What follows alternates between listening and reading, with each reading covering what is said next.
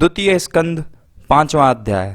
इस अध्याय में आज हम पढ़ेंगे श्रीमद् भागवत कथा प्रारंभ करते हुए श्री सुखदेव जी द्वारा ब्रह्मा और नारद जी से संवाद। लेकिन उससे पहले अगर आप चैनल पर नए हैं तो चैनल को जरूर सब्सक्राइब करें और नोटिफिकेशन बेल जरूर दबाएं ताकि आने वाली हर एक अध्यायों को आप देख सकें।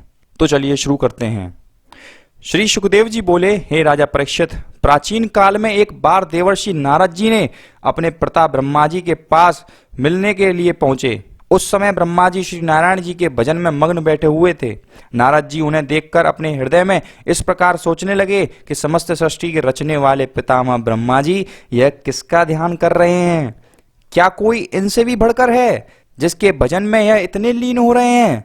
अतएव जब ब्रह्मा जी का ध्यान छूट गया तब देवर्षि ने उन्हें दंडवत करके पूछा, हे पितामह, आप यह कहते हैं कि जो जिसके भाग्य में लिखा है वही होता है।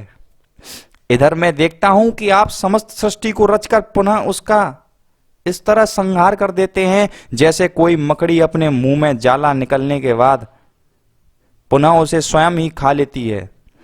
इस समय आपके ध्यान मग्न होने से मुझे ऐसा प्रतीत होता है कि आपसे भी बढ़कर शक्तिशाली कोई और भी है जिसके आदेशानुसार आप समस्त सृष्टि का निर्माण करते हैं। अतः आप मुझे उस आदि पुरुष का नाम तथा गुण बतलाने की कृपा करें जिसकी आप ध्यान में मग्न हो रहे थे। नारद जी के ऐसे वचन सुनकर ब्रह्मा जी ने कहा, हे नारद, तुम धन्य हो जो तुमने मुझसे ऐसे परम परमात्मा के विषय में पूछा है। उनकी माया बड़ी प्रबल है। तुम जो मुझे सृष्टि का निर्माता कहते हो इससे मैं बड़ा शर्मिंदा होता हूँ। हे पुत्र, मेरे प्रभु तो श्री नारायण जी हैं। उनके ही द्वारा अनेक ब्रह्मा तथा ब्रह्मांड उत्पन्न होते हैं और उन्हीं की माया से यह सारा जगत प्रकट होता है। मैं उन्हीं की दया तथा कृपा पाकर सृष्टि का निर्माण करता हूँ। उन्हीं के प्रताप से देवता और मनुष्य ज्ञान को प्राप्त करते हैं। अब मैं तुमको उनके चरित्र सुनाता हूँ। जिस समय मैं उस श्री नारायण भगवान की नाभि से प्रकट हुए कमल पुष्प से उत्पन्न हुआ, उस समय मैंने यह भी जानने की बड़ी कोशिश की कि मैं कहाँ पैदा होकर यहाँ आया हूँ। जब इस विषय में मुझे कुछ मालूम न हुआ तब उन्हीं श्री नारायण जी का स्मरण करने पर मुझे यह ज्ञात हुआ कि नारायण जी ने ही मुझे प्रकट किया है। ये चंद्र, सूर्य तथा तारागण आदि सब उन्हीं के तेज प्रकाश करते हैं और इस जगत में जितनी भी वस्तुएं हैं वे सब उन्हीं की दैवी माया से उत्पन्न हुई हैं। समस्त प्राणी के देह में उन्हीं का तेज व्याप्त है और स्वयं ही अपने तेज से प्रकाशित हो रहे हैं। उनके आदि अंत तथा भेद को कोई नहीं जान पाता, परंतु मुझे श्री नारायण जी की कृपा से जो कुछ मालूम हो सका है उसे मैं तुम्हें कहता हूं। सुनो, जब श्री नारायण जी की यह इच्छा हुई कि हम अनेक रूप हो जावें तब उनकी नाभि से एक कमल का फूल प्रकट हुआ और उस फूल से मेरा जन्म हुआ। मुझे देखकर श्री नारायण जी ने मुझको सृष्टि रचने का आदेश दिया। उनका यह संदेश पाकर मैंने अपने हृदय में सोचा कि मैं सृष्टि का निर्माण कैसे कर सकूंगा।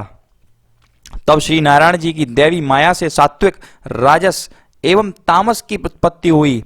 तब मैंने उन्हीं तीनों गुणों की शक्ति एवं पंच तत्वों द्वारा सृष्टि का निर्माण करके पृथ्वी की रचना की। फिर पृथ्वी, अग्नि, जल, वायु और आकाश इन पंच तत्वों की सहायता से समस्त प्राणियों के शरीर की रचना की।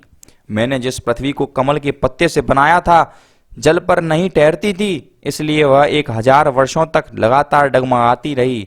जब मैंने श्री नारायण जी से पृथ्वी के डगमगाने का हाल कहा तब उन भगवान ने उसी अपनी शक्ति से जल के ऊपर स्थिर कर दिया। इस प्रकार उसका हिलना बंद हुआ। वेदों में लिखा है, उस विराट स्वरूप के 1000 मस्तक, 1000 हाथ, 1000 चरण, 1000 नेत्र और कान हैं। और यहीं पर यह अध्याय समाप्त होता है। हाँ, अगर आप हमारे चैनल पर नए हैं तो चैनल को जरूर सब्सक्राइब करें और नोटिफिकेशन बेल दबाने के बाद ऑल पर जरूर क्लिक करें ताकि आने वाली हर एक अध्यायों को आप देख सकें।